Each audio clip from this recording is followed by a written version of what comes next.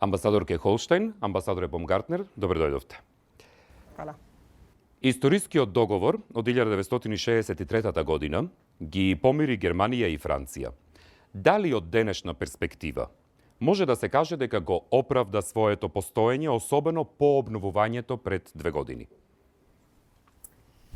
Der Élysée-Vertrag gilt zu Recht als Fundament einer engen deutsch-französischen Freundschaft. Er wurde nur 18 Jahre nach Ende des Zweiten Weltkrieges abgeschlossen. Er beendete die sogenannte Erbfeindschaft zwischen Deutschland und Frankreich, die in der Tat von zahllosen Kriegen geprägt war. Und er schuf die politische, rechtliche und symbolische Grundlage für eine einzigartige, beispielhafte Zusammenarbeit.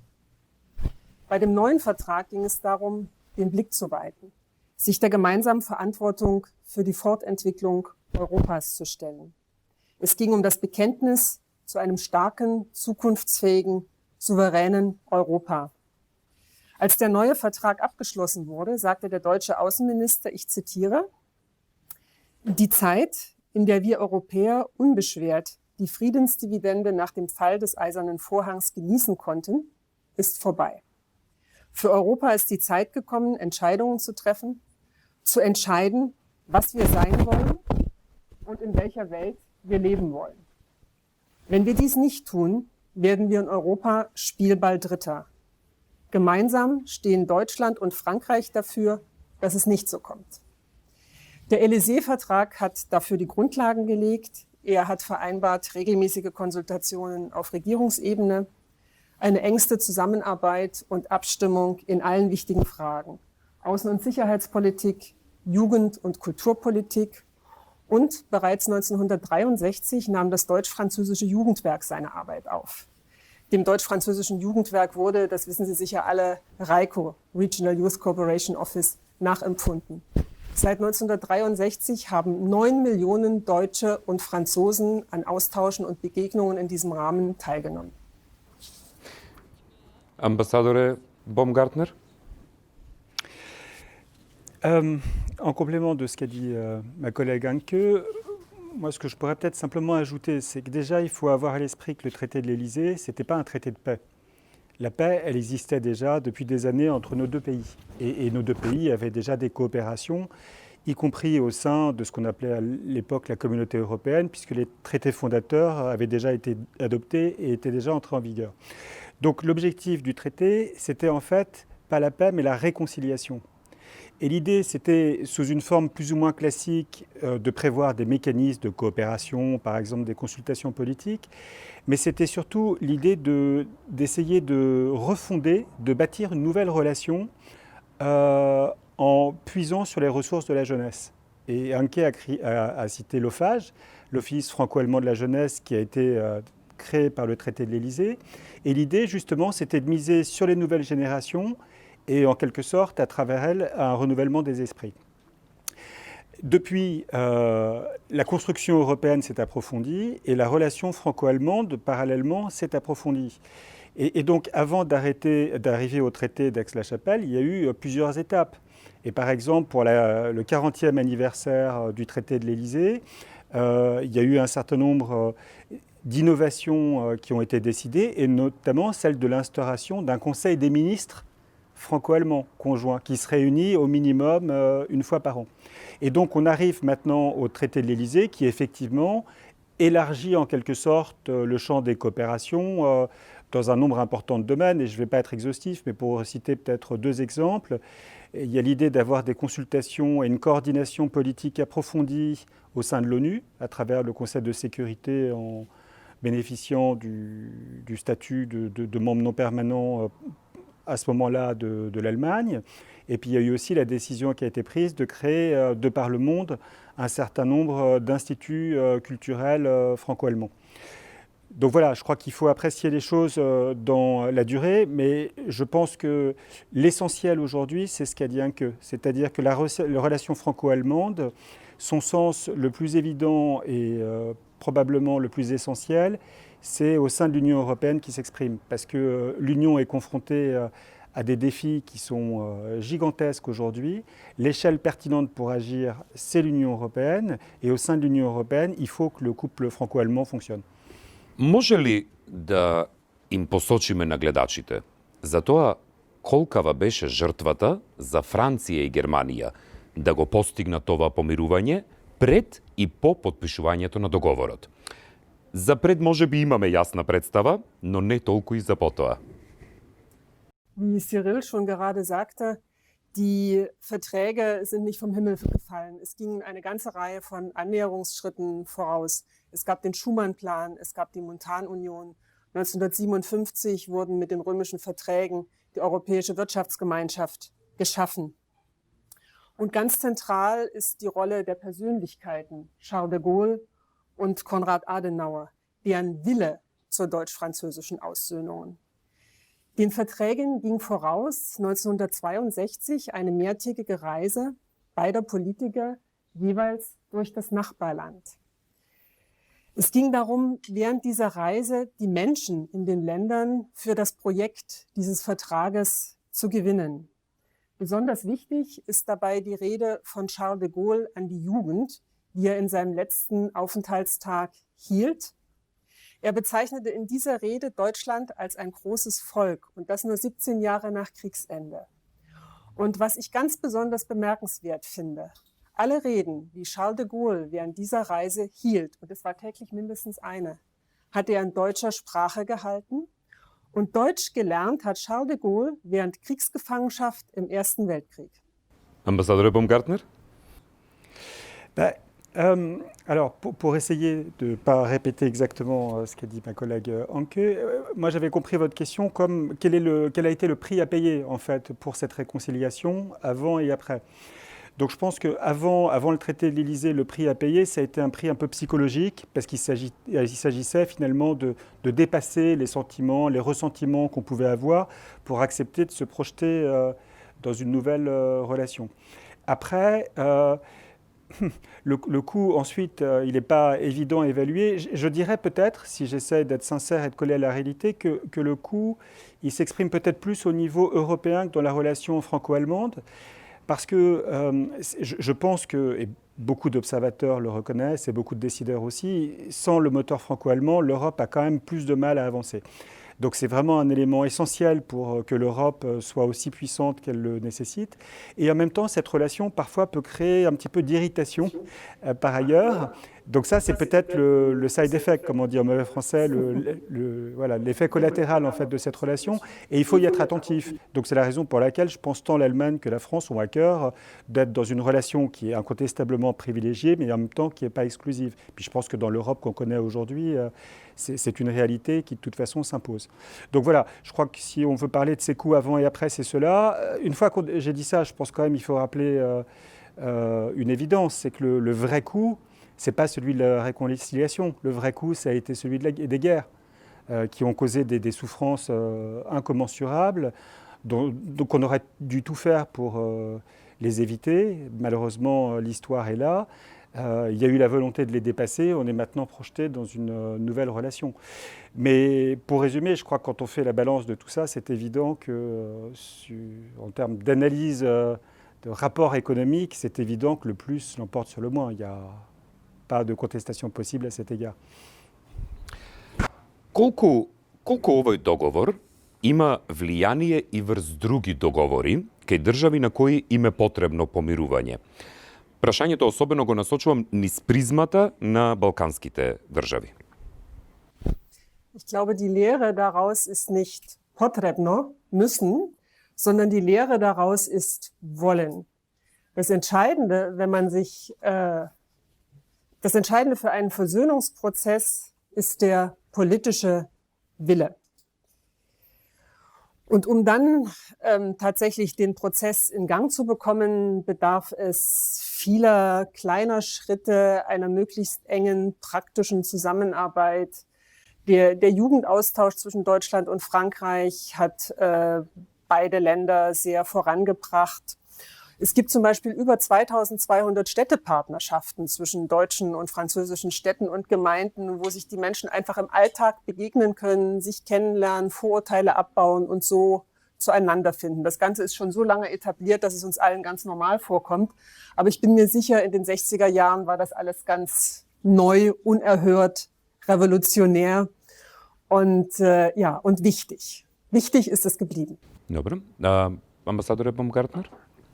Je pense que l'essentiel, c'est ce qu'a dit ma collègue Anke, c'est l'état d'esprit, la volonté de coopérer et de développer des bonnes relations, de se comprendre mutuellement. Ça, je pense que c'est vraiment ce qu'il faut retenir. Après, je crois que si on veut être un tout petit peu plus précis et pratique, il y a deux autres éléments. Le premier élément, c'est celui qu'a cité Anke tout à l'heure, c'est le RICO. Parce que le RICO, en quelque sorte, c'est une émanation de l'OFAGE, de l'Office franco-allemand pour la jeunesse. Et l'OFAGE, en quelque sorte, c'était un petit peu le précurseur des programmes Erasmus qu'on a connus et développés ensuite au niveau européen. Et donc le RICO essaye de développer cela dans le même état d'esprit à l'échelle de la région. Donc je pense que de ce point de vue-là, c'est vrai que le traité de l'Élysée a servi d'inspiration. Et à nos yeux, c'est forcément un modèle qui est utile, en ayant à l'esprit que dans le cadre de l'OFAGE même, il y a eu des programmes qui ont été mis en place qui visaient à associer des jeunes des Balkans occidentaux. Et je crois que dans ce cadre-là, c'est plus de 10 000 jeunes qui en fait ont été associés, 10 000 jeunes de la région des Balkans occidentaux, qui ont été associés à des programmes d'échange avec des jeunes d'Allemagne et de France. Ça, c'est le premier exemple. Et puis je pense que le deuxième exemple qui est pertinent, même s'il est précis, c'est le manuel d'histoire franco-allemand. Puisque la décision a été prise de lancer ce manuel. Je reviens plus tard. Donc, en fait, je vais m'en tenir là, puisque on en parlera plus tard. Дали би можело да се заклучи дека денес немате отворени прашања меѓу земјите кои ги подкопуваат вашите односи? Отворените прашања се чести проблеми меѓу односите на Балканот и веројатно вашето искуство е од помош на дипломатските односи за проблематичните дипломатски диалози или преговори на две соседни земји. Also ich glaube, dass es offene Fragen oder auch mal Meinungsverschiedenheiten gibt. Das ist ganz normal. Das kommt in zwischenstaatlichen Beziehungen immer wieder vor. Aber sie untergraben nicht die deutsch-französischen Beziehungen. Es gibt einen vertrauensvollen Dialog, es gibt enge Abstimmungen und bei den meisten Themen findet man Kompromisse, gemeinsame Lösungsansätze. Da finden sich immer Wege, wie man zueinander findet. Und ich glaube, genau das kann man auch auf die Region übertragen. Auf der Grundlage gemeinsamer Ziele und Werte, die eigentlich auch die ganze Region hier einen. Moderne, pluralistische Gesellschaften, funktionierender Rechtsstaat, Teilhabe möglichst vieler, sich mit vereinten Kräften den Herausforderungen der Gegenwart und Zukunft stellen. Das sind Dinge, die alle Länder der Region anstreben. Und auf dieser Grundlage kann man eigentlich zusammenfinden. Einen nützlichen Anstoß in diese Richtung hat sicherlich der Berliner Prozess gegeben, der in praktischen Fragen wie Konnektivität, Roaming, Reisen einfach nur mit dem Personalausweis die Länder der Region vorangebracht hat und der auch den Anstoß gegeben hat zu RICO, worauf wir hier immer wieder kommen. Aber es ist einfach was, woran wir beide, das wird, glaube ich, deutlich, aus tiefer Überzeugung glauben. Neu hinzugekommen beim letzten Gipfel in Sofia unter gemeinsamer mazedonischer und bulgarischer Präsidentschaft ist das Ziel des gemeinsamen Wirtschaftsraumes für die Länder der Region. Das ist eine praktische Zusammenarbeit, die den Annäherungsprozess an die Europäische Union effektiv begleiten wird. Ambassadore? Oui, la preuve en est que je suis une fois encore d'accord avec ce qu'a dit ma collègue. Vous voyez, c'est normal, c'est l'amitié franco-allemande, on est toujours d'accord. On est toujours d'accord et en même temps, c'est jamais gagné. Parce que je pense que ce qu'il faut voir, c'est que la France et l'Allemagne, c'est pas la France-Allemagne. Chacun conserve son identité et le fait est qu'on a des sensibilités qui sont différentes. Et en réalité, je pense que c'est ça aussi l'intérêt de la relation franco-allemande, c'est parce qu'on n'a pas forcément la même façon de voir les choses, que par le dialogue, par la compréhension mutuelle, on arrive à trouver des compromis. Et l'histoire de la construction européenne, c'est une histoire de compromis successifs entre la France et l'Allemagne. Dans les années 70, à l'époque de ce qu'on appelait le couple Giscard d'Estaing-Schmitt, il y a eu une demande forte de la France pour créer ce qui est devenu le Conseil européen, les réunions au niveau des chefs d'État et de gouvernement. Et en quelque sorte, la contrepartie, quelques années plus tard, parce que c'était une demande qui, pour le coup, était plutôt portée par l'Allemagne, il y a eu le principe, et puis la décision de l'élection directe des représentants du Parlement européen. Et depuis, en réalité, l'histoire de la construction européenne est marquée par des compromis de ce type, jusqu'aux accords qu'on a pu trouver récemment sur la question de la mutualisation de la dette. Donc je pense que c'est pour ça qu'Anki a raison, c'est parce qu'on est différent, mais on cherche à se comprendre parce qu'il y a la bonne volonté, et avec cette force de volonté, on y arrive. Et c'est ça le message qui peut être donné. Et puis la dernière chose que je voudrais dire, c'est que pourquoi est-ce que le couple franco-allemand marche au plan européen? C'est parce que précisément, comme on a des cultures différentes et puis des points de vue qui ne sont pas forcément les mêmes au départ et qu'on arrive à les rapprocher, finalement, le compromis auquel on arrive, c'est une synthèse qui peut, peu ou prou, mettre tout le monde d'accord. En tout cas, comme base de discussion. Во тој контекст, колку сте сплотени како држави, кога станува збор за надворешната политика на Европската Унија, имајќи го предвид фактот дека официјални Берлин и Париз се и највлијателните во Европската заедница? Ich glaube, das schließt sehr gut an die Frage vorher an.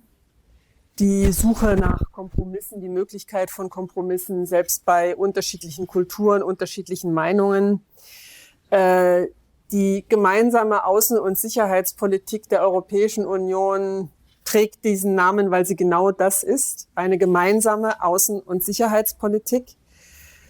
In ihr herrscht ein Einstimmigkeitsprinzip, was es den Mitgliedstaaten mitunter nicht leicht macht. Man muss gemeinsame Nenner finden. Der gemeinsame Nenner kann manchmal kleiner sein, als man sich das wünscht. Aber in den meisten Fällen gelingt es, diesen gemeinsamen Nenner zu finden. Und da sind Deutschland und Frankreich immer wieder wichtige Brückenbauer, um zu diesem gemeinsamen Nenner zu kommen. Амбасадоре Баумгартнер, што би рекле вие? Exactement la même chose. Exactement la même chose, c'est ça.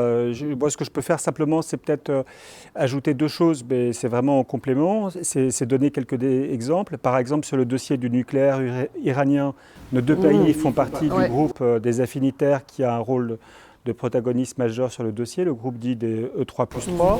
Il y a d'autres sujets sur lesquels on avait des vues qui n'étaient pas forcément complètement identiques au départ, mais sur lesquels on a réussi à trouver un compromis et aider à l'affirmation d'une position européenne. Je pense notamment à l'importante stratégie sur la relation avec la Chine, qui a été adoptée par l'Union européenne il y a 1 ou 2 années, qui est aussi un exemple concret de ce qu'un travail commun peut permettre.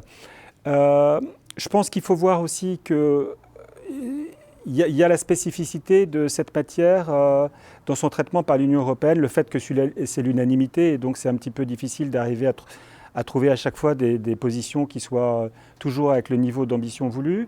Ce qu'il faut voir aussi, c'est que de plus en plus, l'Union européenne, vis-à-vis du reste du monde, doit répondre à des défis qui sont globaux. C'est l'environnement, c'est le numérique, c'est le terrorisme. Et d'une certaine façon, ce sont des sujets, des nouveaux sujets de politique étrangère. Et sur ces sujets-là, je pense que la plupart du temps, on a des positions qui, dès le départ, sont en réalité assez proches entre la France et l'Allemagne.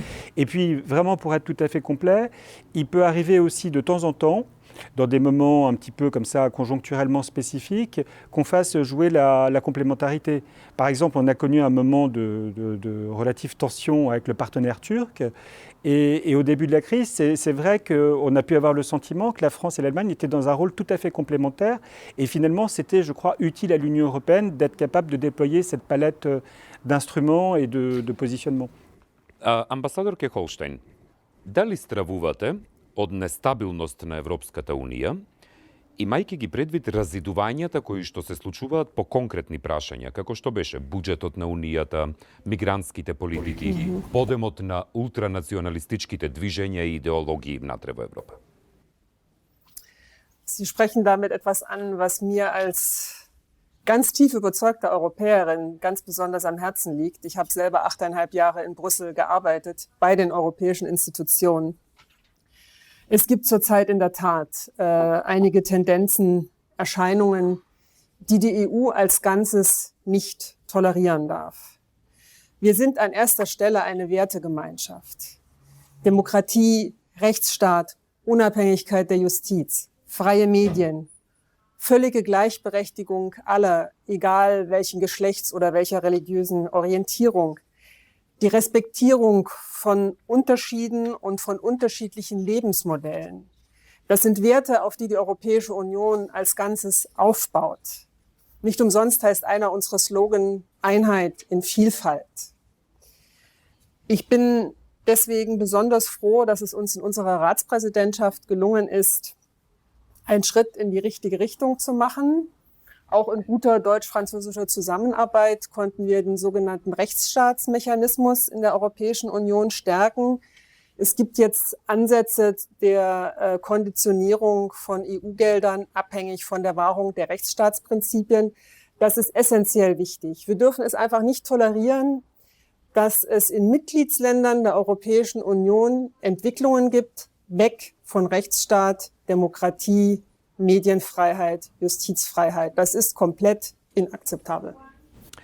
Амбасадоре Бомгартнер, дали политиката за проширувањето на Унијата ќе продолжи по својата траса или постои опасност земјите од Западен Балкан долго време да останат во чекалната пред вратата на Унијата? La politique d'élargissement, elle va continuer parce que de fait, elle continue d'ores et déjà. Parce que vous avez à l'esprit la situation de blocage actuelle à laquelle est confrontée la Macédoine du Nord et d'une certaine façon également l'Albanie. D'abord, il faut avoir à l'esprit que c'est une situation qui est sérieuse et qui est vraiment considérée comme sérieuse, mais c'est une situation qui est très récente en réalité, qui remonte à il y a quelques mois. Et d'autre part, il faut avoir bien à l'esprit que la politique d'élargissement, elle concerne également d'autres pays, puisqu'elle a vocation à s'appliquer à tous les pays des Balkans occidentaux. Et à cet égard, vous avez deux pays qui sont la Serbie et le Monténégro, qui sont à un stade un petit peu plus avancé dans le processus de négociation, qui ont en fait d'ores et déjà engagé leur processus de négociation qui se poursuit. Si on essaye donc de considérer les choses de façon plus large, les pays en fait qui accusent le plus de retard, ce ne sont pas la Macédoine du Nord ou encore l'Albanie. Ce sont le Kosovo et la Bosnie-Herzégovine pour des raisons tout à fait spécifiques, étant bien entendu que ces pays également ont ce qu'on appelle une vocation européenne, une perspective européenne. Leur vocation, c'est tôt ou tard, le moment venu, de rejoindre l'Union européenne. Alors une fois qu'on a dit ça c'est un point de vue un petit peu français, mais je pense que pour la France, et ceci a été dit et répété encore récemment par les autorités de mon pays, la perspective européenne des Balkans occidentaux fait aucun doute parce que leur vocation, compte tenu de votre histoire, compte tenu de votre géographie, c'est de rejoindre cet ensemble. C'est pour ça d'ailleurs que moi, à titre personnel, j'aime pas beaucoup le thème d'élargissement. Je préfère celui d'intégration ou même de réunification européenne. Mais au-delà des Balkans occidentaux, la question est posée. Parce que pour la France, la question quand même des frontières, des limites géographiques de l'Europe est posée. Et autant pour ce qui concerne les Balkans occidentaux, on estime que cette vocation est incontestable et nous la soutenons politiquement. Autant au-delà, on estime que probablement que cet élargissement-ci devrait être le dernier. Ce qui n'empêche pas qu'avec les pays les plus proches, on puisse développer des partenariats spécifiques qui soient à la hauteur de la relation qu'on doit avoir avec ces pays proches. Амбасадорке Холштайн, дали низ призмата на Елисејскиот договор може да се гледа надежта за помирување меѓу Македонија и Бугарија, особено по последниот заплет на настаните, спомена и амбасадорот Бомгартнер, со ветото од страна на источниот сосед. Ich finde, dass sich die Frage so eigentlich nicht stellt, denn zwischen Bulgarien und Nordmazedonien bzw. Mazedonien hat es immer gute nachbarschaftliche Beziehungen gegeben. Bulgarien hat als erstes Land das unabhängige Mazedonien anerkannt.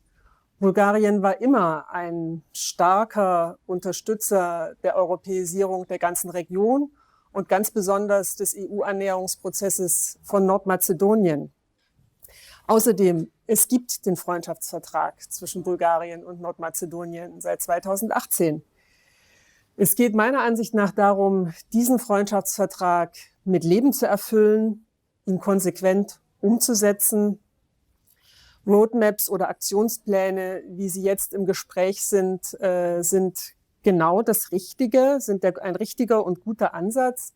Es geht um praktische Zusammenarbeit in unkontroversen Dingen, um von den derzeitigen Spannungen im Diskurs zwischen beiden Ländern, und ich glaube, es ist vor allem der Diskurs, wieder wegzukommen zu ganz normalen, entspannten nachbarschaftlichen Verhältnissen.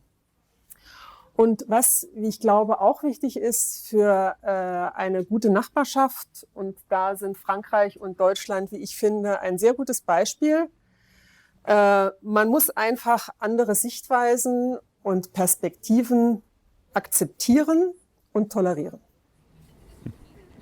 Амбасадоре Бомгартнер, во овој контекст, дали само една земја, како Бугарија, може да ги кочи целите процеси кои ги имаат зацртано заеднички земите членки на Унијата, и дали во помирувањето, да речеме, помеѓу Германија и Франција, помага други земји однадвор, како што тоа се случува со спорот меѓу Скопје и Софија сега? Alors, la réponse à votre question, c'est oui. D'un point de vue institutionnel, un seul pays peut bloquer effectivement le processus d'élargissement parce que tout simplement, cette question se décide à l'unanimité, ce qui veut dire que tous les États membres du Conseil, pour ce qui concerne le Conseil, doivent être d'accord. Et si un refuse, la décision ne peut pas être prise. Et d'ailleurs, c'est exactement la situation à laquelle on est confronté aujourd'hui. En même temps, je pense que vous me posez la question, mais vous connaissiez la réponse. Donc je suppose que la vraie question, c'est est-ce qu'un pays peut bloquer durablement ? Et là, ma réponse, un petit peu dans le même sens, c'est qu'au plan institutionnel, théoriquement, c'est possible. Parce qu'il n'y a pas de disposition à ma connaissance qui dit qu'un pays ne doit pas bloquer, par exemple, une décision de ce type, même s'il y a des principes, par exemple, de coopération loyale, qui pourraient éventuellement être pris en compte par ailleurs. Mais je pense que le point ici, il n'est pas institutionnel, il est politique. Parce qu'il y a une logique européenne qui est une logique qui pousse au consensus. Et d'ailleurs, c'est tout ce dont on parle en fait depuis le début de cette réunion, de cet échange. L'esprit européen, c'est le consensus, c'est-à-dire arriver à comprendre les raisons des uns et des autres sur une base rationnelle et à partir de là, essayer de trouver les termes d'un compromis. Donc, pour répondre clairement à votre question, rien n'est gravé dans le marbre, mais je pense que dans une situation de ce type, la logique européenne veut qu'un accord soit trouvé. Alors après, vous m'aviez posé aussi une autre question, c'est de savoir si des parties tiers avaient pu aider, etc. Dans le cas de la relation entre la France et l'Allemagne, je pense que ce n'est pas vraiment le cas. C'est-à-dire qu'évidemment, beaucoup de pays avaient un intérêt à ce qu'il y ait cette entente entre la France et l'Allemagne et incitait dans ce sens, y compris des grandes puissances. Mais fondamentalement, et ça vaut dans tout type de relations bilatérales, il faut que ce soit les parties concernées qui se mettent d'accord. D'accord. La volonté politique. La volonté politique. Désintéressée. Да. Дали може да се каже дека францускиот и германскиот народ ја постигнаа блискоста која ја посакуваа по помирувањето со Елисејскиот договор? И доколку е така, сметате дека тоа може да го постигнат и други држави кои имаат непријателски чувства меѓу себе? Also ich glaube, die große idealistische Vorstellung von damals hat man so ganz nicht erreicht. Da wäre sicherlich das eine oder andere mehr möglich gewesen. Aber im Großen und Ganzen, und wir beide, wie wir hier sitzen und uns äußern, sind das beste Beispiel dafür. Im Großen und Ganzen hat es sehr gut funktioniert und funktioniert auch weiterhin sehr gut. So ein Mangelpunkt wäre beispielsweise gegenseitige Kenntnis der Sprache. Es gibt wenig Deutsche, die Französisch lernen. Und auch die Kenntnis des Deutschen ist in Frankreich nicht übermäßig verbreitet. Das mag auch daran liegen, dass beide Sprachen nicht besonders einfach zu erlernen sind. Wobei das Deutsche eindeutig schwieriger ist als das Französische. Das sei gesagt. Aber enge Austausche und engste Zusammenarbeit sind eine absolute Normalität zwischen beiden Ländern, die niemand in Frage stellt. Ich war zum Beispiel während meiner Ausbildung eine Zeit lang Praktikantin in einer Präfektur in Frankreich und saß als Deutsche für die französische Seite in Gesprächen mit Deutschland und der Schweiz. Also diese Austausche, diese Zusammenarbeit, sowas ist ganz normal. Aber um auf die Frage zurückzukommen, andere Staaten, freundschaftliche Gefühle, Nähe und Freundschaft kann niemand erzwingen. Man kann sie schaffen in alltäglicher Zusammenarbeit, im alltäglichen Miteinander. So kann man Vorurteile abbauen. Und dafür sind Deutschland und Frankreich das beste Beispiel. Амбасадоре Бомгартнер, амбасадорката Холштайн веќе спомена низ лично искуство. Што би рекле вие на ова прашање? Déjà pour commencer, peut-être un petit clin d'œil pour dire qu'effectivement ma collègue allemande parle le français comme une française, mais aussi l'albanais et le macédonien. Et moi, je parle très bien le français. Donc voilà, c'est la situation. Mais je vais faire des efforts. Sinon, en fait, j'ai écouté attentivement ce que tu as dit, Anke, et en réalité, je ne formule pas les choses de la même façon, mais en réalité, il s'agit de dire la même chose. Je pense que quand même le résultat, on ne peut jamais considérer qu'un résultat est tout à fait atteint, mais je pense que les objectifs sont largement remplis, parce que d'abord, il n'y a plus de place pour la haine entre nos deux peuples, et c'est l'histoire quand même d'une amitié qu'on construit. Et c'est vrai qu'on peut toujours faire plus, mais la vérité est qu'en Allemagne, il y a quand même un nombre insuffisant peut-être, mais quand même conséquent, et surtout plus conséquent qu'avant, de ce qu'on appelle des francophones et des francophiles. C'est exactement la même chose en France. Vous avez quand même plus qu'un noyau, un nombre consistant de personnes qui parlent très bien l'allemand et qui s'intéressent à la culture allemande, qui aiment la culture allemande. Il y a eu tous ces échanges entre les jeunes qui ont contribué aussi à la compréhension mutuelle et à ce qu'elle s'ancre dans les esprits et à travers les générations. Et puis il y a tous ces mécanismes de coopération institutionnelle qui sont quand même très forts, pas complètement intégrés, mais très forts. Par exemple, le Conseil des ministres franco-allemand, mais on pourrait citer d'autres exemples, y compris au niveau parlementaire, qui s'ajoutent en fait aux contacts aussi personnels qui sont très réguliers, pour ne pas dire permanents, entre nos dirigeants et puis aussi entre les responsables administratifs, du secteur économique et bien au-delà encore. Donc je pense que maintenant, on a une relation qui est extrêmement dense, qui se décline aussi dans les territoires, avec notamment dans les zones transfrontalières, qui implique la jeunesse, ceux qui sont en responsabilité. Donc voilà, c'est évident que la page a été tournée et la qualité de la relation aujourd'hui entre les deux pays est sans commune mesure avec tout ce qu'elle a pu être dans le passé. Même si, dans un passé plus lointain, il y a pu y avoir des périodes, effectivement, où il y avait des relations qui étaient fortes, mais elles concernaient plutôt une élite à l'époque. Alors, une fois qu'on a dit ça, en même temps, ce qui est vrai, c'est que, comme toute relation humaine, en fait, comme dans un couple, rien n'est jamais acquis. Et donc, la construction est permanente si on veut trouver l'équilibre. Et ça renvoie, en fait, aux échanges qu'on avait tout à l'heure sur le fait qu'on reste deux pays différents avec des sensibilités propres. Et donc, en fait, je veux dire, cette relation se travaille au quotidien, sur la durée, avec des projets qu'on essaye de façonner ensemble. Et surtout, c'est ça le mot-clé, c'est la volonté. La bonne volonté ou la volonté politique. Parce que s'il n'y a pas ça derrière, en réalité, on aura un dialogue de sourds et on n'aboutira pas. Alors ensuite, pour répondre à la dernière partie de votre question, qui est de savoir si notre exemple peut inspirer d'autres ou s'il n'est pas transposable, moi je vous dirais que ceux qui disent que face à des différends entre d'autres pays qui peuvent se rencontrer, par exemple de cette région du monde, il n'y a pas de solution, c'est insoluble. Ces personnes-là, c'était les Monsieur Schmitt en Allemagne, c'était les Monsieur Durand en France, qui disaient exactement la même chose concernant l'amitié franco-allemande au sortir de la Seconde Guerre mondiale. Donc ils peuvent parler, mais je pense qu'il vaut mieux pas les écouter parce que l'histoire peut leur démontrer qu'ils ont tort. Одличен влез во следното прашање. Дали во процесот на преговори за помирување меѓу Франција и Германија, двете страни завлегуваа во идентитетски прашања како што се јазикот, историјата, идентитетот? Ganz klar, nein. Es ging immer um den Blick nach vorne, um die Dinge, die beide Länder zusammenbringen können, um gemeinsam eine bessere Zukunft für beide Völker, beide Länder zu gestalten. Um Geschichte ging es dann später einmal, und jetzt komme ich auf das Schulbuch zu sprechen, was Cyril schon mal kurz erwähnt hat. Auf Initiative des deutsch-französischen Jugendparlamentes wurde ab 2003 ein 3-bändiges Geschichtsbuch für die gymnasiale Oberstufe erarbeitet. Der erste Band deckt ab Antike bis 1815, der zweite Band 1815 bis 1945, der dritte Band 1945 bis Gegenwart.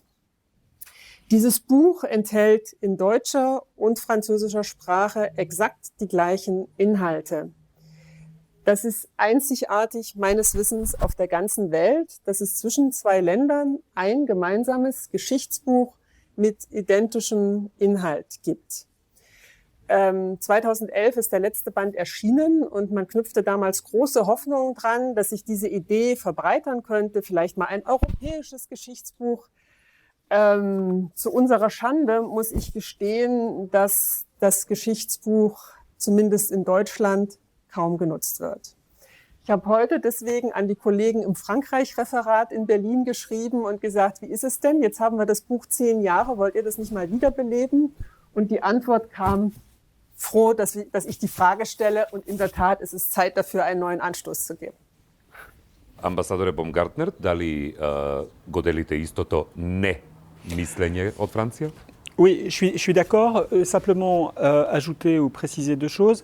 La première, par rapport au dernier commentaire de Anke, c'est que si ces manuels ne sont pas aussi utilisés en Allemagne comme en France d'ailleurs qu'on pourrait le vouloir, c'est aussi parce que quelque part le besoin ne s'exprime pas forcément de façon criante, parce qu'il n'y a pas forcément d'écart majeur en fait dans l'interprétation historique qu'on peut avoir de part et d'autre. Je ne dis pas que c'est la même histoire, mais je dis que ce n'est pas 2 histoires qui sont irréconciliables. Vous voyez, donc les enjeux ne sont pas les mêmes.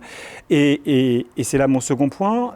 Je pense qu'en revanche, sur la méthode, il peut y avoir une source d'inspiration, parce que pour parvenir à réaliser ce travail, qui n'en reste pas moins très intéressant sur le processus comme sur son aboutissement, il y a eu donc une décision politique, et sur cette base, il y a une commission qui s'est constituée avec des professeurs, des experts de la pédagogie, et donc qui ont pendant des années en fait confronter leurs idées pour s'entendre sur un vocable commun et sur une interprétation commune de l'histoire. Et donc, vous voyez bien mon point. Ceci n'est pas quand même sans rappeler les travaux de la commission mixte qui a été instituée en vertu du traité d'amitié de 2017 entre la Bulgarie et la Macédoine du Nord. Et de ce point de vue-là, moi, je veux redire qu'au-delà des difficultés présentes, je pense que le principe et les travaux de cette commission doivent être fortement soutenus, parce que je pense qu'elle a une mission importante à remplir qui aidera à surmonter sur le long terme les difficultés qui se présentent aujourd'hui. И за крај, дали Македонија ќе добие датум за почеток на преговори со Европската Унија? Ganz klare Antwort, ja. Die Ratsentscheidung vom März 2020 haben alle EU-Mitgliedstaaten getroffen. Sie ist für alle bindend. Wie Sie wissen, war es das große Ziel des deutschen Ratsvorsitzes in der Europäischen Union, die Beitrittsgespräche mit Nordmazedonien unter unserem Vorsitz zu beginnen. Wir haben bis zur letzten Minute versucht, Einigkeit unter allen EU-Mitgliedstaaten herzustellen. Leider konnten wir nur Einigkeit unter 26 erzielen. Wir sind nach wie vor der Meinung, dass man Bilaterales auch bilateral lösen sollte und dass weder der Verhandlungsrahmen noch der Erweiterungsprozess den richtigen Rahmen darstellen, um bilaterale Probleme auszufechten. Zurzeit befindet sich Deutschland in der Trio-Präsidentschaft gemeinsam mit Portugal und Slowenien. Gemeinsam werden wir die weitere EU-Annäherung der Region vorantreiben, im Auge behalten. Alle sind davon überzeugt, dass dies geopolitisch wichtig und richtig ist. Und Deutschland wird ein starker Unterstützer der weiteren EU-Annäherung von Nordmazedonien bleiben. Bis es soweit ist, gilt es, die Zeit gut zu nutzen für engagierte Reformen, sozusagen Europa nach Hause nach Nordmazedonien bringen. So geht keine Zeit verloren, und wenn dann die Beitrittsgespräche wirklich beginnen, ist Nordmazedonien schon so gut vorbereitet, dass alles ganz schnell gehen kann. Амбасадоре Бомгартнер? Donc ma collègue allemande a fait une réponse claire qui était oui. Moi, pour ma part, je vais vous faire une réponse claire qui est oui. La question, c'est pas, je l'ai dit déjà, c'est pas si, c'est quand. La question, c'est juste celle du moment. Et je crois qu'on est nombreux à avoir dit, y compris officiellement, qu'on souhaitait que ce soit rapide, parce que je crois que c'est quand même l'intérêt objectif de l'Union dans son ensemble. Ensuite, je peux que insister, revenir en le soulignant sur ce qu'a dit Anke. Je crois que l'important, c'est que même si on se place dans cette perspective proche, il faut occuper utilement le temps à disposition, continuer à faire les réformes qui sont attendues de la part de l'Union européenne, parce que tout ceci permet en quelque sorte de prendre de l'avance et de manifester la constance du sérieux et de l'engagement sur ce dossier. Ambasadorke Holstein, Dankeschön. И амбасадоре Baumgartner, merci beaucoup. Ви благодаря много за интервюто.